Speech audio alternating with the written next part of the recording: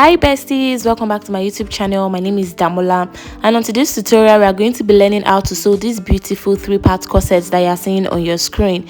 In my last video I showed us how to go about drafting it, so in this video we are going to be sewing it.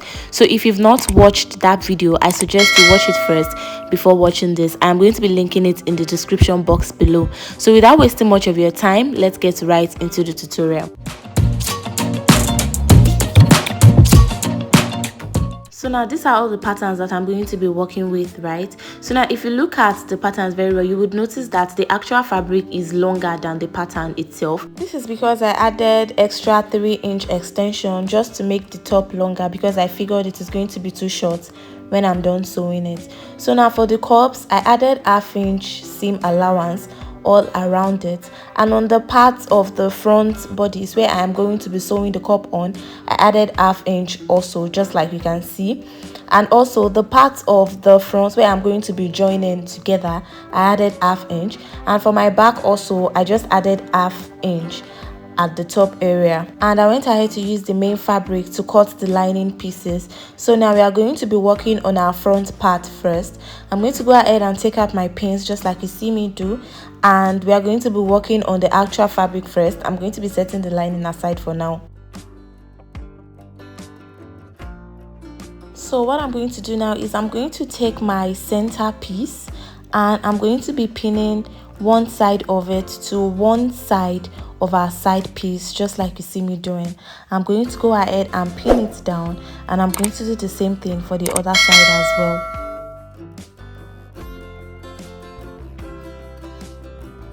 And after I was done pinning, I'm going to go ahead and sew it by 1/2 inch on both sides. I'm going to do the same thing to my lining pieces as well. I'm going to go ahead and pin it down, and I'm going to be sewing it by 1/2 inch on both sides. So I'm going to go ahead and do that now, then I'm going to come back to show you guys what it looks like.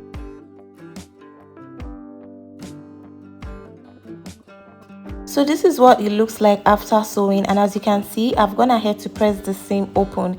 I did that for both the actual fabric and the lining. So this is the point where you go ahead and create your boning channels.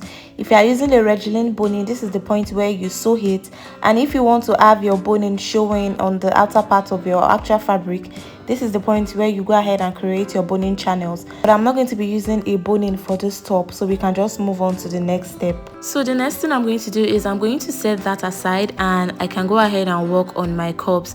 So now these are the cup pieces, and as you can see, I still have my pattern pinned to the actual fabric. This is going to guide me on how to join my cups, right? So now at this point, I'm going to set the patterns aside and I'm going to work on the actual fabric. Now if you are using a wadding for your corset, this is the point where you iron your wadding on your actual fabric, not your lining, on your actual fabric before pinning it together. But before you iron your wadding, I would advise you iron an interfacing, maybe a BFF or an SD, before you iron your wadding on your actual fabric. But I'm not going to be doing that because I'm using a cup for this corset, so I'm just going to go ahead and pin it. So when you are done ironing your interfacing and your wadding, just go ahead and pin it just like you see me doing. Or if you are also using a cup like me, just go ahead and pin it just like you see me pinning it now.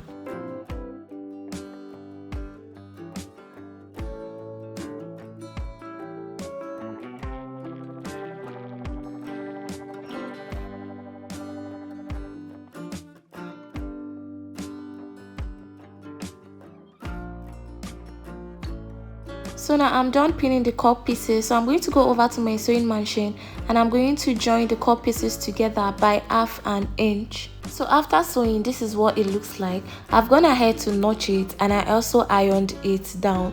Another thing I did was I went ahead to label the side that is going towards the center front C, and the side that is going towards my side, I labeled it S so I don't mix it up.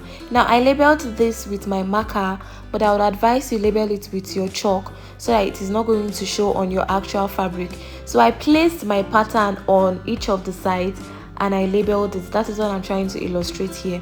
So after doing that, the next thing I'm going to do now is to introduce the third part of my corset, right?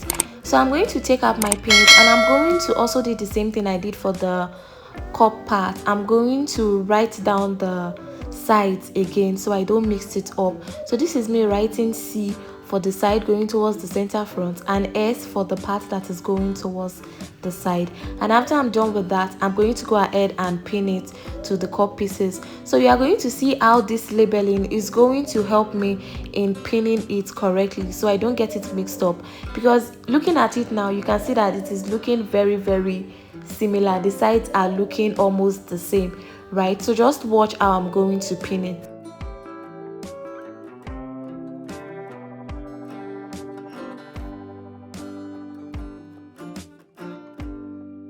So you can see how the labeling helped me in placing the cup pieces. So if you're a beginner, I would advise that you do this. Make sure you label. You don't necessarily have to label it with a marker. You can label it with your pencil, your chalk, anything, just to help you remember. So now I'm going to go ahead and pin all the pieces together, and I'm going to go ahead and make a straight stitch of 1/2 inch on all the pieces.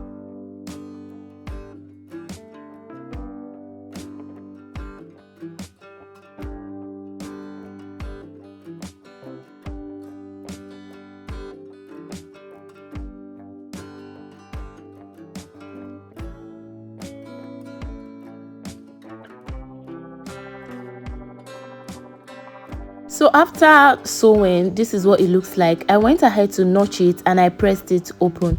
So this is what the cups are looking like. I went ahead to do the same thing for the lining pieces as well. So now I'm going to bring my front piece, that is the actual fabric, and I'm going to pin the cup pieces. I'm going to pin the cup pieces to it like so. So just watch how I'm going to pin it. I am going to be pinning it right side facing each other, making sure the center seams align. That is the part where I joined the cup together and the part where I joined the center front to the side together. I'm going to make sure those seams align with each other.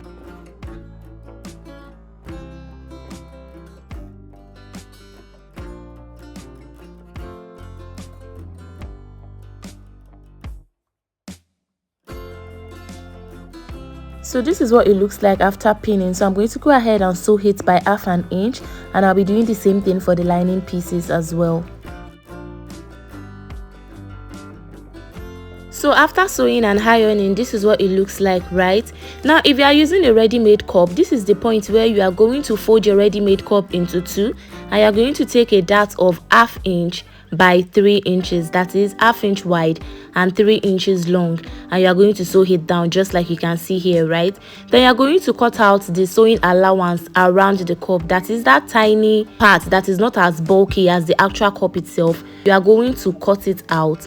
Then you are going to use your hemming gum to glue the cup to your actual fabric. So now this is why I was emphasizing on the need to iron and interfacing on all your pieces before sewing. Why? Because if you go ahead and place your hemming gum between the cup and your actual fabric like this and you steam it, it is not going to be very neat when you are done. Now ironing and interfacing is going to give your fabric some sort of stability, right? So when you place your hemming gum between your fabric and your cup, the hemming gum is between your interfacing and your cup. It is not on the actual fabric, which is going to give your fabric more stability and it's not going to be looking rough on the outside. I hope you understand what I'm saying. Even if you don't understand, just make sure you iron interfacing on your actual fabric and on your lining. Even if you are working with a wadding, make sure you iron your interfacing before placing your wadding on it, so it will give your fabric more stability. So now I'm going to move on to my cups. Okay, so I used a laminating foam and I cut the exact same cup pattern. As you can see, I didn't have any sewing allowance at all. I have the exact same cup pattern. So now I'm going to go over to my sewing machine and I'm going to join the cups using a zigzag stitch. Right now, if you don't have a zigzag stitching machine, it is totally fine. You can definitely use your hand to untack it, right? So this is basically me just using the signs that I made on the cups to arrange the cups so I don't make any mistake when joining, right? So after arranging, I'm going to go over to my sewing machine and I'm going to sew it. Then I'm going to come back to show you guys what it looks like.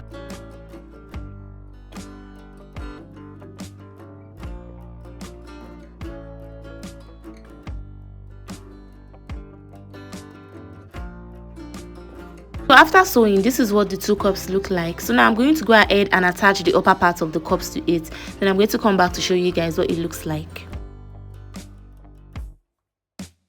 So this is what the cups looks like after sewing, right? So then I'm going to go ahead and place them on my actual fabric like this. You can see how I'm placing it, and I'm going to be pinning it down.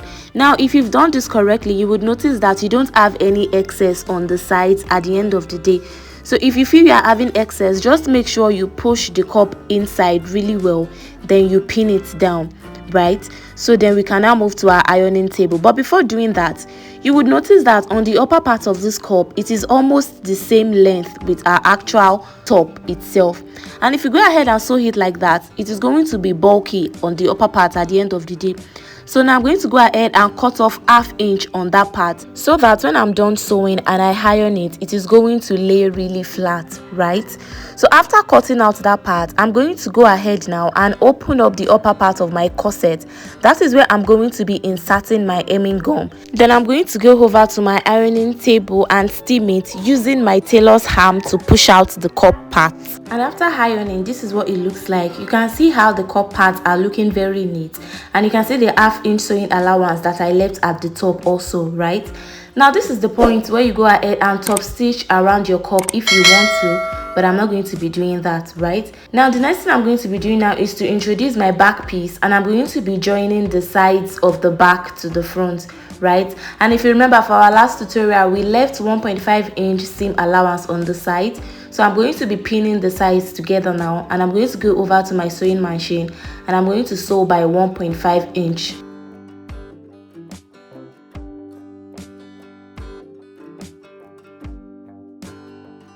And I'm going to be doing the same thing to the lining pieces as well, right? I'm going to be placing the back sides on the front side. Then I'm going to go over to my sewing machine and I'm going to be joining it by 1.5 inch also. So this is what the actual fabric is looking like after I was done sewing. I also went ahead to open up the seam and I pressed it open. I did the same thing for the lining part as well. And the next thing that I'm going to be doing now is I'm going to place the right part of the lining on the right part of the actual fabric, just like you see me doing now, and I'm going to be sewing it by 1/2 inch on the upper part and on the lower part, leaving just the zipper allowance part open so that I'm going to be able to turn it out from there. And after I'm done, I'm going to notch all the edges and I'm going to go over to my ironing table and give it a good press. So after I was done ironing, this is what it looks like at the end of the day, right? You can see what the wrong side is looking like. It is looking very neat, and the upper part of the corset is laying very flat. So the next thing I'm going to do now is to attach my zipper. Then I'm going to come back to show you guys what it looks like on me and my mannequin. So this is what it looks like after I was done. If you like this video, please do well to give this video a thumbs up, like and share. And if this is your first time coming across my channel, thank you very much for stopping by. Please click on the subscribe button, and also don't forget to turn on post notification so you get notified whenever I post a new video. And I will see you in my next video.